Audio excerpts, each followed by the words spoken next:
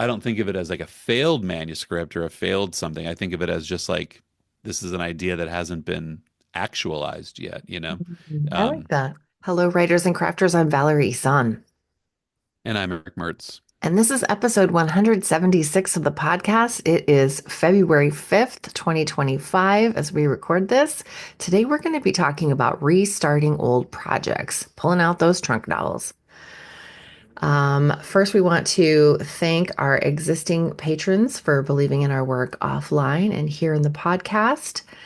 And you can become a patron of the arts at patreon.com/Valerie Isan for books, writing instruction, coaching, and planning. You can go to patreon.com/Strange Air Stories for short stories in the paranormal mystery genre. Hi, it's been a while. How you doing? I'm It's doing been a it's great. been it's been a while. Yeah.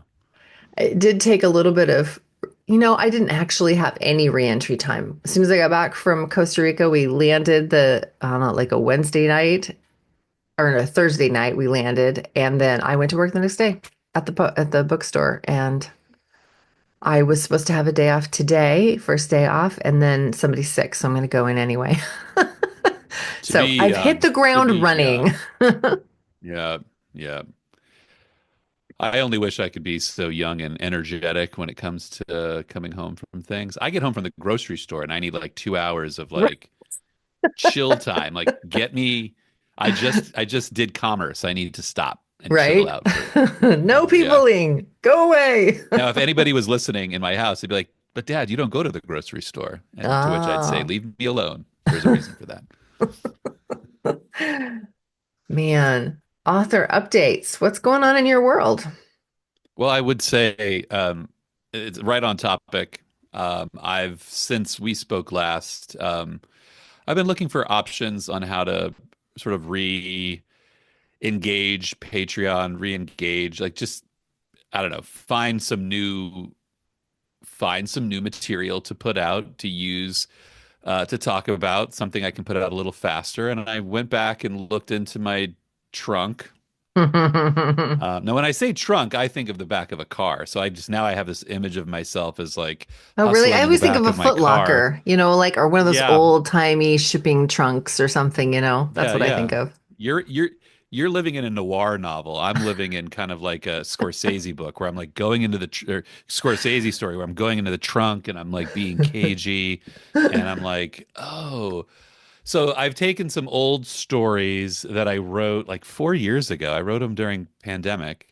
Um, that deal with it's the backstory of a character in my series. It's the news reporter Gilbert Sandoval. It's his when Gilbert Sandoval is introduced in the novels, he's interested in the paranormal, and Hmm. he suggests that he had an experience that made him a believer, and I ended up writing a bunch of stories that told how he became a believer.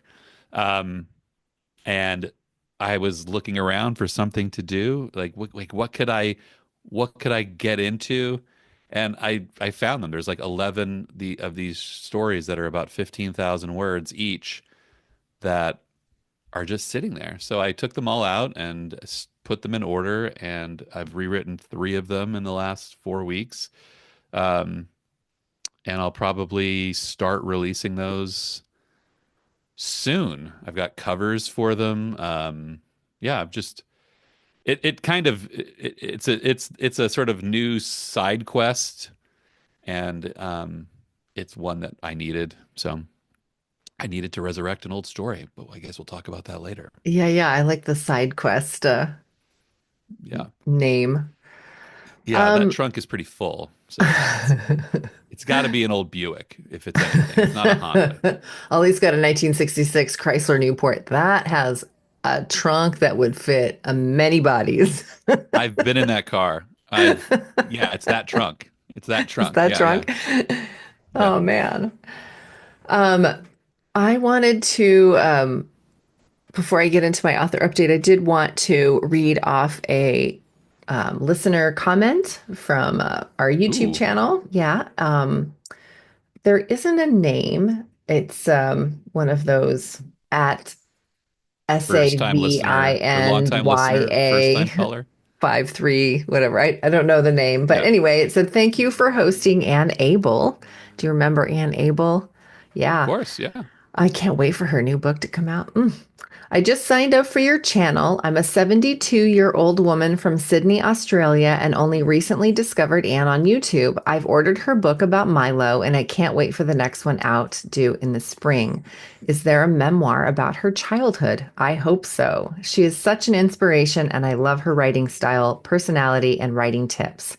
Maybe a book on writing might be on her agenda. Thanks again. So that was really neat. It Yeah. inspires me to get more guests on the podcast. It sounds like we So get a lot of yeah, engagement when there's the third person. We're not enough, Eric. The morning show is lagging. I know. I live with that. I live under that neon sign. You're not enough. So, Oh, oh, oh no, no, no, no, no. Oh, so my what's other going on with you? update is, well, I just spent 2 weeks in Costa Rica, and I have come back with renewed fervor about moving to Costa Rica and how little time we actually have left to get ready. It is February now, and we're hoping to make the move in December. So that's not very many months.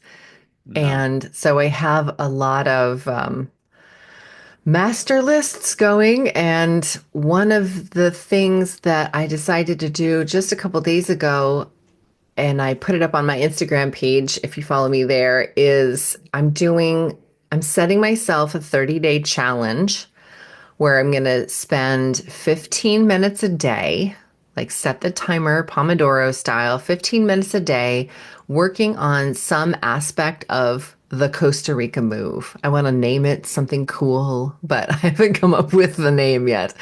But yeah, like there are days that can go by where I'm thinking in the back of my head, oh, yeah, yeah. Like we were talking about before we hit record about tomorrow's problem. Like I've got to deal with the stuff that's on my plate right here. I can't but I know I've got to, and it's coming soon. And so this is a way for me to challenge myself to like at least look at the list, for 15 minutes a day, do something.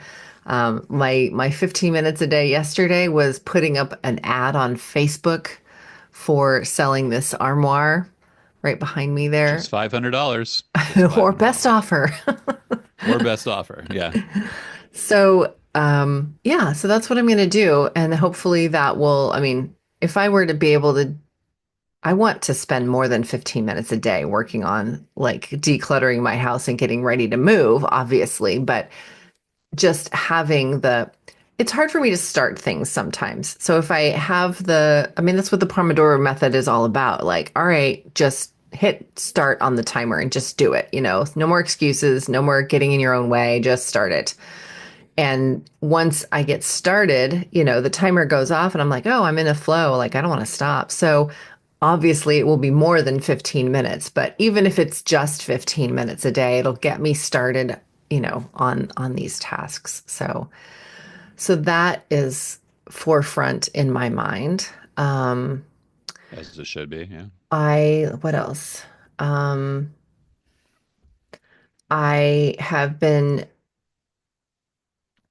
this is a little, well, I didn't know if I should say this here or on another platform, but I have discovered some new limiting beliefs that I thought I was fine with. Like I didn't think I was struggling with victim mindset at all because I thought, oh, I have a growth mindset, and I don't blame anybody for anything. Like I take my own, yeah, I'm responsible for the quality of my life. I know that I have power and I can make my own decisions, and I don't need to blame anybody for, where I am in my life or what's going on in my life or whatever.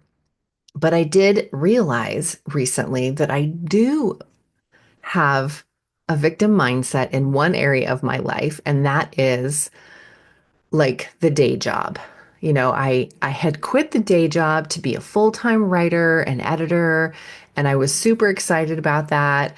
And then a bunch of jobs fell through as that happens. That doesn't mean that I'm bad at what I do. It just means that the timing wasn't right for the writers that needed the, services. Their books weren't ready at the time that they thought, and one person ended up not working on the book and trunking it. So anyway, I ended up having to go back to the day job. So I had feelings of failure in there. And then also, like, I can't work on my business. I can't work on my books because I'm working full time. And I started hearing myself like having all these excuses and blaming all this time lost on the day job. And that doesn't serve me at all. And it disempowers me. And so I'm checking myself and I've been working this week on different verbiage, different because words matter, as writers, we know that words are powerful. So coming up with different ways to describe my situation to myself. I'm choosing to work full time right now, temporarily, and I like the money that's coming in because of it. That's helpful. So I'm trying to find these good things. And also somebody recently reminded me that it's okay not to do everything that you want to do all at once. And my grandfather was such an interesting person. He had so many hobbies and interests. And as a child growing up watching him, I was just fascinated with all the cool things. Like he grew these, he went through like this dahlia phase where he was growing dahlias and was like the best at it. He had these dahlias that were clothesline high and this huge big garden, and he had a huge greenhouse and he sold cacti, and he had a business building like a woodworking. He had in his garage, he like tumbled rocks. He had all these creative pursuits that he would do, and he got into computers like when they first came out. I remember him like typing was it DOS or something? I don't remember, like the very Yeah. first stuff. He would show me the computer and the printing out, and like you'd have to type a command in before it would do anything, and learning that computer language. So he was just so fascinating, and I always kind of used him as a model of like, look at all this stuff that he did, and I want to do all that stuff too. And my mom reminded me multiple times, like, yeah, he did all that, but like serially, like not all at once. It was like, this is the dahlia phase. And then he would drop dahlias and he would start polishing rocks, and he had bought all the equipment for that. And like he would make jewelry. And so he would do them like in a row. So right now, maybe I'm not working on some of the projects I want to work on, but I'm working on the full-time day job project, and it's just going to be a couple more months, and then I will get to pick up a different project. So I'm just working on mindset and language and not playing the victim blame, and being so upset about not having time for things. And that's a Right. phrase that I just want to strike out of my vocabulary. And it is a pattern that I fall back into. So sorry, that was a Mm. huge digression. But that is sort of what's on my mind right now. And I do think it affects, my creativity and yeah, all in my work, my creative work. So I thought it Yeah. would be okay I, to say here. I don't see how it couldn't. Those are all like those things keep you out of the chair. They get you into the chair, keep you out of the chair. Those. I hear you. What are you reading? What did you read? You always read like 7 books when you're on there. Yeah, because you're on the plane and you're waiting, and there's lots of layovers and stuff. So yeah, I did read, I think I read like 4 books, five books. I think I read like 5 books. One, two, three, four, five, six, seven books. Yes, I guess you're right. You always read a In the bunch. last month or so. Actually, more than that. 7 or 8 books in the last month or so is what I've read. So right now I am reading, I just finished The Island God by Sarah Painter, and I'm picking back up Start Thinking Rich Um, and I recently went crazy at the bookstore and bought a whole bunch of books. I got to cut myself off. So I have a book club book coming up, and I'm trying to decide what book my book club book will be. So I have like three or four that I'm like still trying to decide. Even last night, I'm like, what book should I read? I just don't know. I just don't know. So right now, I'm currently reading the nonfiction book, Start Thinking Rich, and Lydia Yuknovich's new memoir. Had in my bag and was like, all right, this is the one I'm going to read.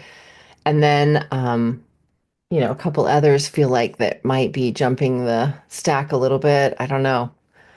So I guess I don't know what book I'm going to read next. Hmm. I'll have to say that next week. Maybe I'll be done with it. I'll decide and read it all before next week. And I'll Funny. let you know what I ended up reading. But have you read In the Dream House by Carmen Maria No, Machado, I think? It's a memoir, but it's told in a really like literary surprising way. Like no, never even heard of it, but I've I'm gonna. heard, yeah, so I bought that last night, and I think that maybe I want to have that be the book that I have for my book club choice. Nice. So I need to read it ahead of time and make sure, So I think that might be the next book I read. Although, have you read any Ruth Ware? She writes mysteries. Oh, what have I read by Ruth Ware? He said as he puts the name The Woman in in the the Cabin 10. She wrote I've that read book. that one. Okay. There was another one I've So read. my stepmom has recently discovered that she likes Ruth Ware, and so anytime I'm at the bookstore, I pick up any copies of Ruth Ware books that come in, so I can bring them to her. And I'm going to go see her in a couple of weeks, so I have like three Ruth Ware books, and they all look kind of good. So maybe I'll just go on a Ruth Ware binge before I take them all to my stepmom. I read it in a dark, dark wood. That's the other one I Yeah, read. I That's her liked first that one. one. I read that one. Thought it was good. Yeah, I thought it was okay. So yeah, those are. My mom likes to talk junk on Ruth Ware. She's like, I like her books, but they're also predictable. I'm like, most mystery when you read enough mysteries, like, I mean, you've seen all the twists, you know? I It's like she's kind yeah, of local though. She often writes about Oregon, doesn't she? right, right. Oh, No, actually no, she's I'm British, right? thinking of somebody else. Yeah, she's British. Um, yeah, anyway, like my mom is like such a funny reader because she's like she loves certain things, but then she also likes to sort of like, well, I saw the ending coming a mile away. Like, right, because you read like four mysteries a week, Right? and Yeah. after a while, you speak the language. You know what's happening. If I Like, just read two Ruth Ware books a year, like they're cool. I don't see the yeah, ending. yeah, yeah, yeah. I mean, I don't know. We could talk about genre expectations. Like, I don't know what surprises anybody anymore. Probably something, but it's like if you know the tropes, you're just happy to see them play out in an interesting way, and that's that. So Look, I'm gonna drink my Magic Mind shot right now. here I we love go. this little She's mental drinking a Magic performance sheet. Mind shot. I didn't have any in Costa Rica, and I totally noticed the difference. I mean, maybe part of it was being a little bit on vacation mindset and just letting myself relax a little bit. But man, I took it yesterday with my coffee, and I got up early. I went and worked out. I worked a full day at work. I came home and I was still like, let's go. Come on. I got all this energy. And that like never happens for me. These little Interesting. mental performance, these are awesome. I am totally, totally sold. And yeah, you should use the coupon code that I have. You can get that I take so 20% many off. things. I take so many things to be so many things. Lion's mane mushrooms and vegetable drink supplements and like Yeah, matcha. I those. feel like I'm just like I'm a special drink, like walking special drink. I'm reading 33 Cecils by Everett de Morier. He's an author from Delaware. He's a friend of mine. So I been talking to this guy for about 2 years as just a friend, and this is his novel. And I finally got the Oregon City Library to purchase a copy. And so now the Oregon City Library has a copy of it, and I'm reading that copy, and it's been an interesting exercise in like I've been talking to the author, I've befriended the author, we're very, we talk every week, and it's odd to be, reading his book finally after all this time. Hmm.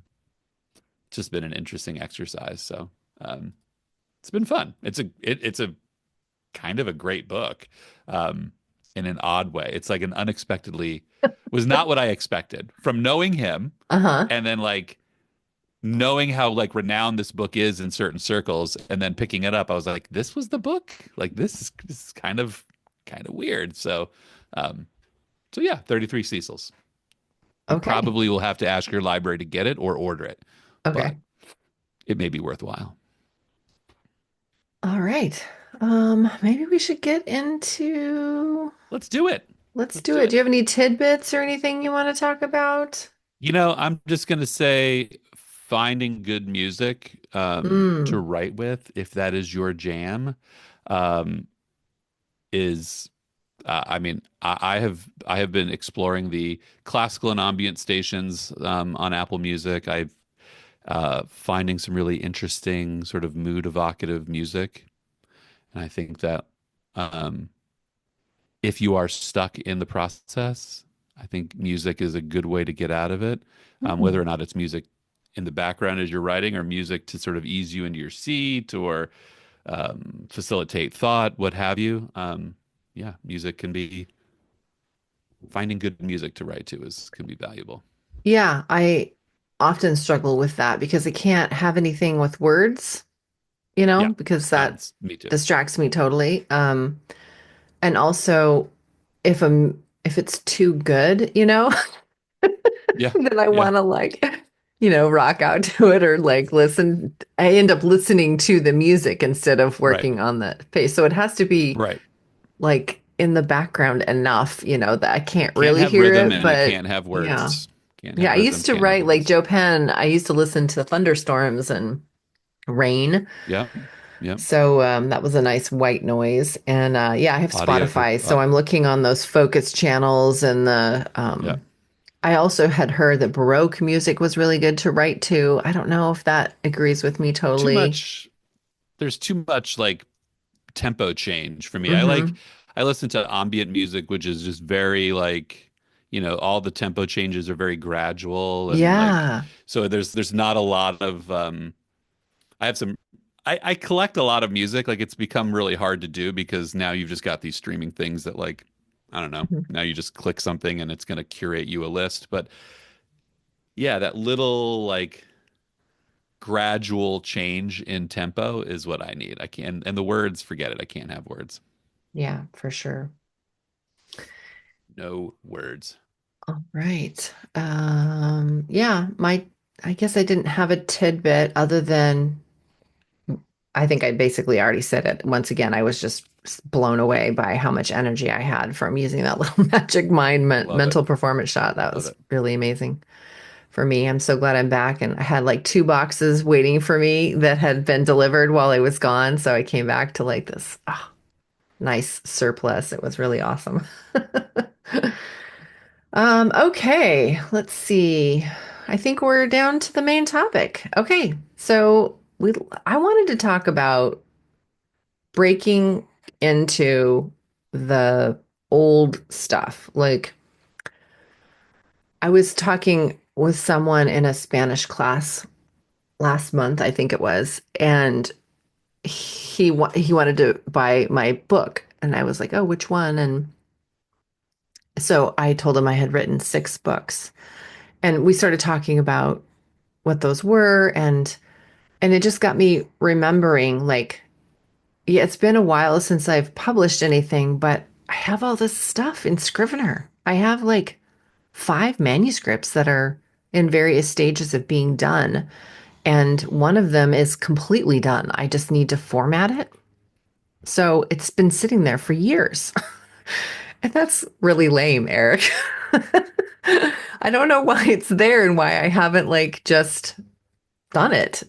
So So I started thinking about, these like little challenges that I'm like really on this setting yourself challenges kick. And I was thinking, well, maybe I'll just set myself a challenge to like open up a Scrivener document, and see what's there. So I guess I just wanted to talk with you about restarting projects. And I know that it's part of your writing process to like every Yeah, year it is. kind of go Yeah. through the trunk and the what was it, the coffin? We did this on an episode a long time ago. What did we call I don't, that? The I idea don't remember. coffin? It's on the tip of my, yeah. I don't remember what it was, but I know what you're talking about. Yeah. So I know Yeah, you've it's got all these stories that just sort of like populate by themselves in this dark place. And you can open them up and just randomly pick one. And how do you go through the process of restarting something that you've trunked? that's such a great question. I can't say that I haven't been sitting there the whole time thinking about like how do I do that? Or I mean, the first question is like how do like the beginning part of that is like how do I write so many things and then just leave them in, how do they get into the trunk is the first question. And I think I that's the harder question to answer. Like I get an idea, I get on it, I do a draft, and then I'm on to something else. And something about that first draft doesn't call me back to it. Um, that's the mystery part of it. I don't know if I'll ever solve it. So I've had to get good at the other part of it. That's like being aware of what's in the trunk. Like it bothers me. Like I think that's what it is. Like those things sit there and they don't. There's no I know when it's something to come back when I don't feel a resolution for it. It's like it's in the trunk and I just know it's there. Like Hmm. it will remind me that like okay, right, you wrote this stuff. You wrote, 8 or 9 stories about this character. What's there? Like there'll be something like I liked about it that Hmm. I keep saying like or like, another thing that I feel happens a lot is that there'll be something that I've liked in one story that's in the trunk and I'll find myself trying to replicate that in something else. And there'll be this unresolved feeling like, I'm trying to write this element, like, but I've done that before. Where did I do that before? Oh, I did it here like 4 years ago. And so so there's this cycle of like ideas just kind of go in this flow. And when but it's this nagging feeling of something being in the background that has to be resolved. Um, it just So has then to do be you resolved. go back to the trunk and you pull out a story? And then what is your first step? You just reread it in its entirety and see like what's there? Do you kind of like I usually start don't even sort of need a to read the whole. revision process at that point? I'll like I'll go and I'll find it and then I'll just like it doesn't take much of reading it to get the whole story will just sort of like reformulate in my head. Um and I'll say, "Oh right. Yep. Right. Yep. Okay." Like I mean, I started on one of these stories and by the time I'd read the first one, I remembered every one of the stories in the sequence and I remembered what I liked about it and all the like I remember enjoying the risks that I took from it and it's like, I just I it's a weird process. Like I've heard people talk about this and they'll say like, "Oh, I reread the book in its entirety," but like I said, chapter or two, and then I'm like, "Oh, I know exactly what's here and exactly what I want to do with it." So I you have this don't weird like reread it in its entirety. So what just if by the you're time trying what I've so read a chapter or two of it, I'm like, "All right, I know what's here. I remember what's here." so then what do you do with it at that point? Is that when you're like, "Oh yeah, I know what's here. This was good. I'm going to publish this." So then you start the rewriting process or you're like, "Oh, I just That's want to get like then this one chapter and I'm going to put it in what I'm working on now." no, it's more of just I take it and I'll start the rewrite process at that point. I mean, eventually I have to reread the whole thing. Mhm. Um, but it's a little more like skimming it Mhm. um, because what'll happen is I'll reread the beginning of it and I'll say, oh, I remember what I liked about this and I remember what didn't get finished with this, Mm. and I'll start to like even as I'm reading those first couple of chapters, I'm percolating like, oh, right, I remember what. else I wanted to do with this. I remember where this idea was going. I remember um, in the process of that first draft what I wanted to where I wanted to go. And then I start rewriting the rest of the book as I'm reading the first two chapters. And then then it's sort of a flood thing. Then I have to like kind of take that dog walk. I have to sit back with it and think about like, okay, because the rewrite process is different, it's a little more meditative, it's a little more thought provoke, it's a little more like fixing what doesn't work. Um, So I'm so going to yeah. interrupt and go back. So when you identify or remember what it was that you didn't like about it, that's when, so when you go on the dog walk, you're thinking about what you didn't like about it and how to fix it. Is that, Yeah, usually yeah, yeah. Like usually like the setup is, the first couple of chapters, I'll remember the setup. I'll feel like, oh, right, this is, and I'll at that point, I'm like already moving the pieces around. Um, so yeah, that's usually just like now I've got to think about it. Now I've got to I got to think it through a little more because if I'm going to reinvigorate it, I'm going to finish it. At that point, like once I've opened the trunk, it's like I'm opening the trunk to finish something, not to put it back in the trunk. Um, okay. that's the level of commitment. It's kind of like, hey, we took some time apart, girl, but let's get back together and stay together, kind of thing. We're not going to move on from this. Um, so it's an odd feeling because when I'm writing a first draft from something new off of an idea, it's usually just like I'm going forward and figuring it out and Mm-hmm. seeing where it goes. But the second time through, especially after years, months, years of like sitting on it, it's like, all right, well, where did I go? Where did I go? It's usually not even like the identification of what didn't go wrong, but it's usually that idea that the first draft is telling yourself the story and the second draft is kind of filling it in. Um, I'll go back to like, oh, right, this is what I wanted to fill in here. This is like, I introduced this character in the first and didn't first chapter and didn't fill them in, and I know I wanted to give them a bigger role, and so it's a lot of that. Hmm. So I have these unfinished manuscripts in Scrivener, many of them.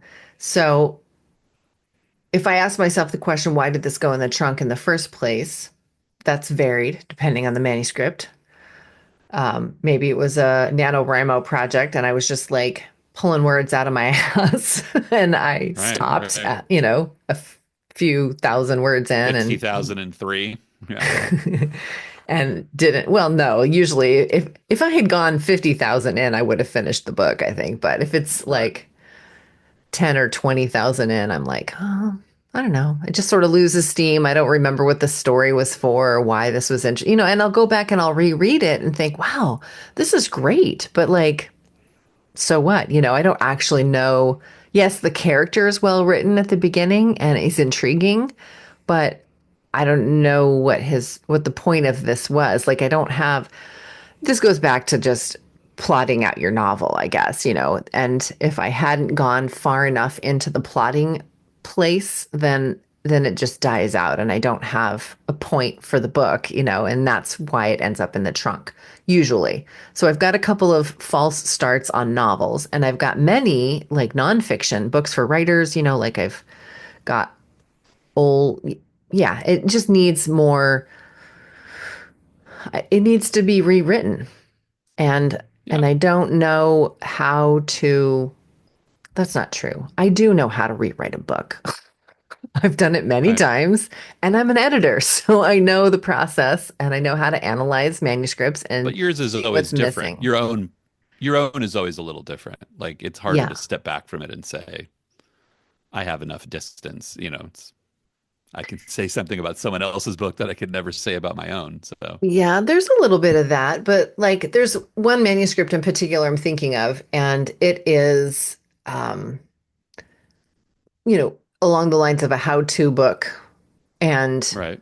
the initial feedback I got from writers groups was negative enough that I just trunked it.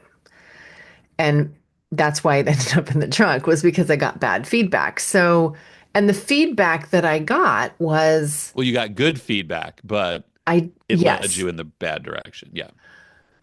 Yeah. And maybe the time was not right to finish that book. And I get that.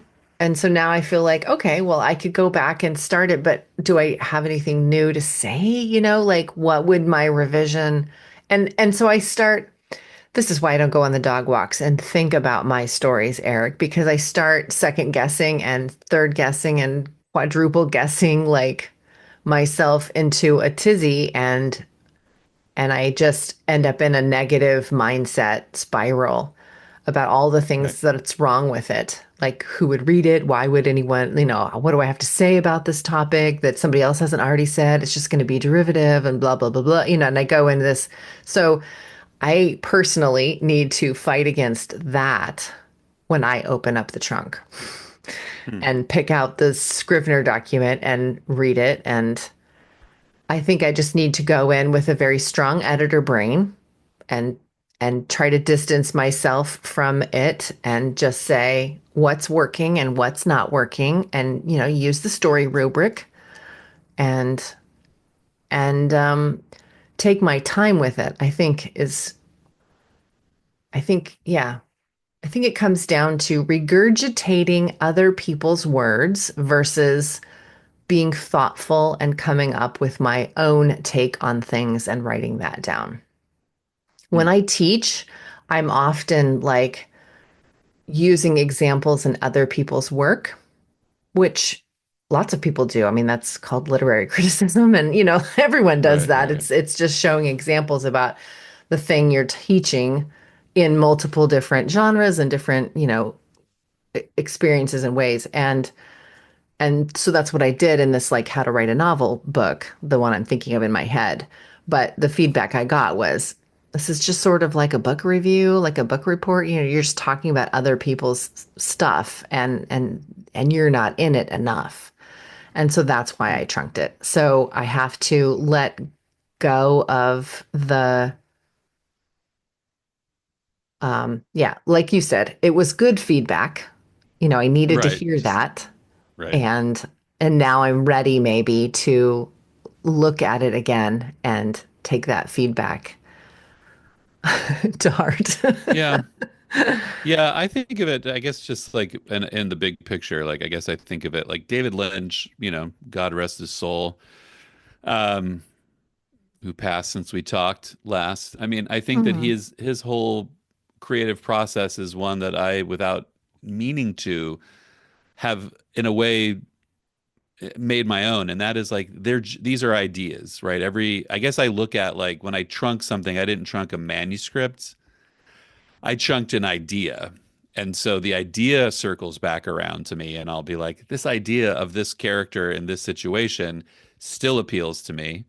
And when I go on that dog walk after like, you know, picking up the first little threads of it, like I'm like living in the world of that idea again. I'm living in the world where that idea is like whole-ish, it's not, I don't know, it still exists with the full potential that it had in that first iteration. So it feels natural to bring it back around because it's like I still like the world of the idea. So I don't think of it as like a failed manuscript or a failed something. I think of it as just like this is an idea that hasn't been actualized yet. I like Um, that. Not a failed idea, I not a mean, that's what Lynch failed says. project, not a failed, do you say not a failed project, but a Yeah, unrealized it's not a idea? failed. It's just like the idea is not like, I mean, that's his whole thing, right? Like stories and things that we create are ideas that come from a place. And when we kind of take them and see what we can do with them. And it's real like his way of dealing with that incompletion is like that idea just wasn't the right idea. It wasn't the right thing. It's not a failure of creation. It's just like I harnessed an idea that wasn't I couldn't complete. The At that idea wasn't time. full. Hmm. Yeah, at that time. And Eraserhead took him like years to work to finish. And So obviously, like there's a long history of people who who harness an idea and then years later see it through to the end. So years later. Cool. Well, thanks for like talking me off the ledge on that one. Don't go out. Don't stay away from the I'm just ledge, gonna open please. up Scrivener and I'm gonna randomly pick one of the projects that are there and I'm gonna maybe I should even no, I'm not gonna print it out yet. That's not part of the Don't do process. that. But like Don't just do that. read through it, get the kernel of the idea again, sit with it, see what I want to say about this idea. And I think also for me personally, putting myself more into the project. Like Sasha Black said when she was talking about author branding on one of her podcasts many years ago, actually, she was talking about leaning into herself, leaning into you, and being more you in the internet space, so that she was talking about branding and showing up more as yourself. But I think that sometimes when I'm writing a blog post or I'm writing a nonfiction book, I tend to want to write to the masses, and then Mhm. that waters it down, and I become more vanilla. Excuse me, more vanilla, I guess, and I need to put my voice in it more, and that'll make it less like regurgitating information and really what I have to say and my thoughts on how to build character and character motivation and those sorts of things. It's always going to be hard. I mean, I think these like yeah, I'm down that path and thinking in those terms, and yeah, I think the key like to celebrate is you have something in the trunk. I mean, I think there's Yay! something to be Yes. said for that as well. I think have like there is a success point there. That's awesome. I want to end with that. That's cool. Celebrate your trunk, Celebrate that there's stuff in the trunk. whether it's in the driveway or at the foot of your bed. That's right. Awesome. Well, thanks for talking with me about My pleasure. It that. was a good time. And It's good to see you yeah, again. and remember, yeah, it was so good to see you. And next week we're going to be talking with an author on world building and setting. So come back for that conversation. And in the meantime, if you want to try Magic Mind, magicmind.com/Valerie20 and use the code Valerie20 at checkout, and you can get up to 48% off. So it's really good. I really like it. Tastes yummy. It's the matcha green, tea All shot, right. the mental performance. It's got all those mushrooms that you talked about. It's all just in Yeah. that cute little bottle. And it's a 100% carbon neutral company. And they also donate 5 cents of every bottle to mental health charities to help the homeless in the US, which I think is really That's awesome. terrific. All right. All Well, right. I will see you next week. And See you next week. it's been a pleasure. Bye Bye. bye.